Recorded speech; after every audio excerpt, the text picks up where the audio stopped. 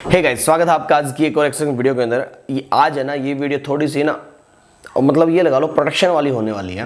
Because यहाँ पर है ना, हमारे पास एक फ़ोन नंबर है, तेरे को तो आप जानते ही हो। उसके पास एक फ़ोन आया, मैं उसको मिला देता हूँ आपसे। मेरे पास ना अभी एक कॉल आया, तो अंकल जी का कॉल था। उन्होंने बोला कि आप फ़ोन पे इसी नंबर चलाते हो। मैंने बोला नहीं चलाते। इससे क्यों? तो उन्होंने बोला कि आपके पापा का LIC का बीमा पक गया।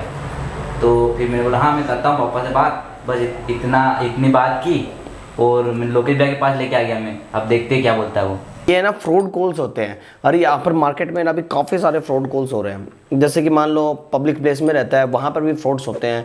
जैसे कि एक बार नंबर, जैसे कि कोई बोलता है मेरे पास फ़ोन नहीं है, या फिर फ़ोन भूल के आ गया हूँ, या फिर बैलेंस ख़त्म हो गया है। तो उस केस में वो फ़ोन लगाता है, फर्स्ट टाइम पे उसका फ़ोन नंबर बंद रहता है। तो उसमें क्या रहता है, उसके पास नोटिफिकेशन चला जाता है कि हाँ इस नंबर से हमने कॉल किया था, उसके पास फ़ोन नंबर चला गया। सेकंड टाइम में फिर से फ़ोन नंबर बंद मिलता है। तो उस केस में क्या रहता है, वो *02# करके हाइड करके स्मार्टफोन को और आपके कॉल्स को फॉरवर्ड कर देता है दूसरे नंबर पर जिस पर वो फ़ोन कर रहा था। तो वहाँ पर वो OTP लेकर के आपके सारे पैसे डिडक्ट होने स्टार्ट हो जाते हैं आपके बैंक अकाउंट से।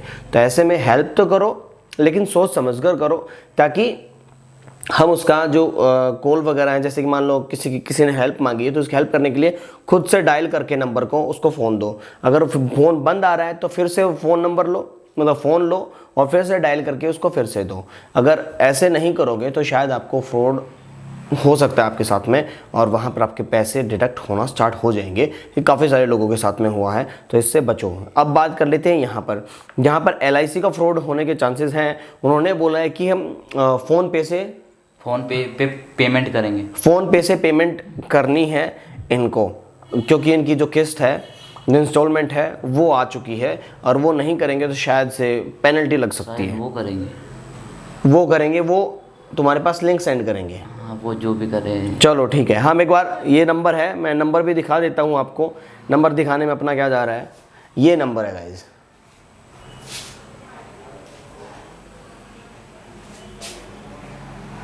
ये नंबर है। अब मैं इस नंबर के ऊपर फ़ोन करने वाला हूँ, और यहाँ पर फ़ोन करने के बाद मैं स्पीकर ऑन कर लेता हूँ, ताकि आपको भी पता लग जाए कि क्या हो रहा है रियल टाइम में। ये देखो,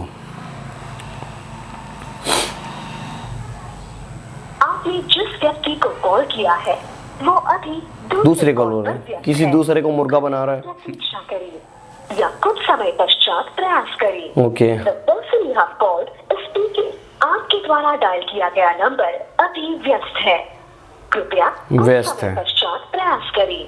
The number- पहली बात तो, अगर LIC का फ़ोन आता है तो वो किसी पर्सनल नंबर से नहीं आ सकता है। LIC का जो ऑफिशियल नंबर होता है, जो कस्टमर केयर नंबर होता है, उससे आना चाहिए।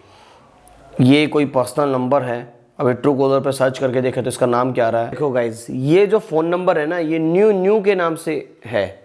न्यू कौन सा फ़ोन नंबर होता है, आई डोंट नो, क्योंकि कंपनी का फ़ोन नंबर होगा तो कभी भी न्यू के नाम से तो कभी नहीं होगा।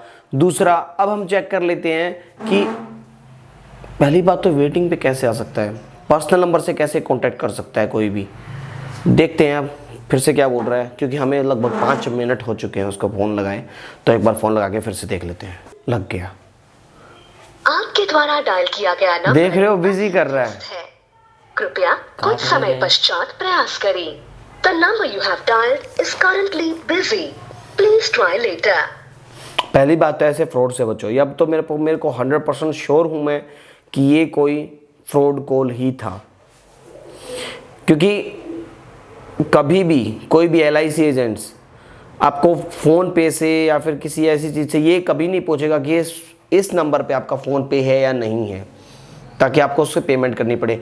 मेरी मर्जी, चाहे मैं उस इंस्टॉलमेंट को ऑनलाइन पे करूं या ऑफलाइन पे करूं, या फिर जो मेरा एजेंट है जिससे मैंने LIC कराई है उसके पास जाके करूं, या फिर नियर बाई कोई LIC ऑफिस है वहाँ पर जाकर करूं, या फिर मैं ऑनलाइन फ़ोन पे से करूं या गूगल पे से करूं या फिर नेट बैंकिंग से करूं, व्हाटएवर, वो मेरी चॉइस है। वो किसी एक LIC एजेंट की चॉइस नहीं है कि मुझे कैसे पेमेंट करनी है। और ड्यू रहेगा तो मेरे पास नोटिफिकेशन आना चाहिए, मैसेज आना चाहिए। डायरेक्ट आप अपने पर्सनल नंबर से फ़ोन कर रहे हो तो वो एक थोड़ा सा एरोगेंट लग रहा है। अब आप बताओ कमेंट सेक्शन में आपको क्या लगता है इसके बारे में। अगर ये फ़ोन उठा लेता है, क्योंकि फर्स्ट टाइम किया वेटिंग पे था, फिर इसने बिज़ी कर दिया, अब सेकंड टाइम किया इसके बीच में जो डिफरेंस था वो लगभग 5 मिनट का था, और अभी सेकंड टाइम किया तो उसने फिर से बिज़ी कर दिया है। अब देखने वाली ये बात रहेगी कि हम इसके पास फिर से लगाएंगे 5 मिनट के बाद, क्या ये फिर से फ़ोन अटेंड कर पाएगा या नहीं।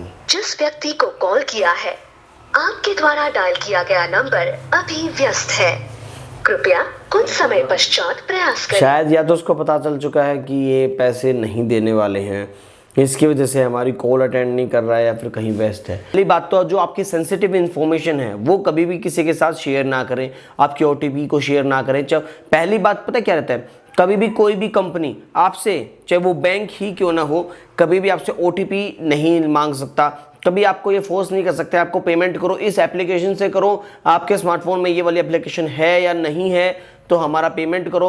वो आपकी मर्जी है किस मेथड से आप उसकी पेमेंट करना चाहते हो, क्योंकि आपके LIC है, आपका बैंक अकाउंट है। जो स्टार्टिंग नया नया स्मार्टफोन यूज़ करना सीखता है, जो स्टार्टिंग में पेमेंट करना सीख रहा है, तो वो जल्दी से इस झांसे में आ जाते हैं और डायरेक्टली उन्होंने जो लिंक सेंड किया है या फिर वो जितनी पेमेंट करवाना चाहते हैं, जैसे भी जो भी रहे वो उस तरीके से पेमेंट करवा सकते हैं। तो ऐसे में क्या रहता है, अगर आपको ऐसी कोई पेमेंट वगैरह कर रहे हो तो वो आपका जो अकाउंट नंबर होता है LIC का, वहाँ पर डालोगे तो वो बता देगा कि जो इसकी इंस्टॉलमेंट रहती है या नहीं रहती है, रहती है तो कितने अमाउंट की रहती है, वो ऑटोमेटिकली डिटेक्ट करके आपकी पेमेंट को रिजॉल्व कर देगा, आपकी पेमेंट दे देगा कि आपको इतनी ही पेमेंट करनी है, इसकी इस किस्त की इतनी पेमेंट करनी है। ऐसा नहीं होता कि हम अपने तरीके से इतनी पेमेंट डालें तब जाके वो होगी, या फिर फ़ोन पे से ही होगी, ऐसा कुछ नहीं होता है, वो आपके ऊपर डिपेंड करता है। तो ऐसे फ्रॉड से बचना है, बहुत ज़रूरी है। एक बार जाने से पहले एक बार कॉल लगा लिया जाए। द्वारा डायल किया गया नंबर अभी व्यस्त है। व्यस्त है,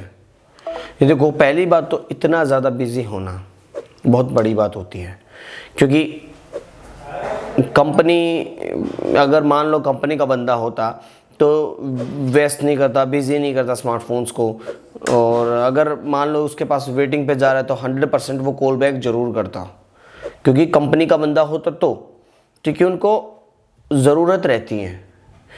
यहाँ पर ये है ही नहीं, एक बार और व्यस्त है तो आपने जिस व्यक्ति को कॉल किया है वो ये अभी देखो आप। दूसरे कॉल पर आपके द्वारा डायल किया गया नंबर। इनका क्या रहता है, अगर कोई फंस गया तो अच्छी बात है, नहीं फंसा तो दूसरे को फंसाओ। बस मेन मोटिव क्या रहता है, फंसाना। कहीं से भी पैसा आ जाए, कैसे भी करके आ जाए, डजंट मैटर। और इसमें क्या रहता है, जैसे एक बार पैसा इनका आपने पेमेंट कर दी तो शायद से सिम कार्ड बंद हो जाएगा, क्योंकि इनके पास बहुत सारे ऐसे नंबर्स होते हैं कि 10 दिन 20 दिन 50 दिन बंद रखेंगे, या फिर 20 दिन 10 दिन बंद रखेंगे, फिर से चालू कर लेंगे, नया बंदा पकड़ेंगे, थोड़ी देर के लिए चालू रखेंगे, फिर बंद कर देंगे। तो ऐसे में हम इनकी रिपोर्ट भी नहीं डाल सकते, बहुत सारी दिक्कतें रहती हैं। आप बताओ कमेंट सेक्शन में आपको क्या लगा, इससे थोड़ी सी इन्फॉर्मेटिव लगी ये वाली वीडियो तो वीडियो को लाइक कर दो, चैनल को सब्सक्राइब कर दो। मिलते हैं ऐसे कि नेक्स्ट वीडियो में। Thanks for watching, have a nice day. जय हिंद, वंदे मातरम।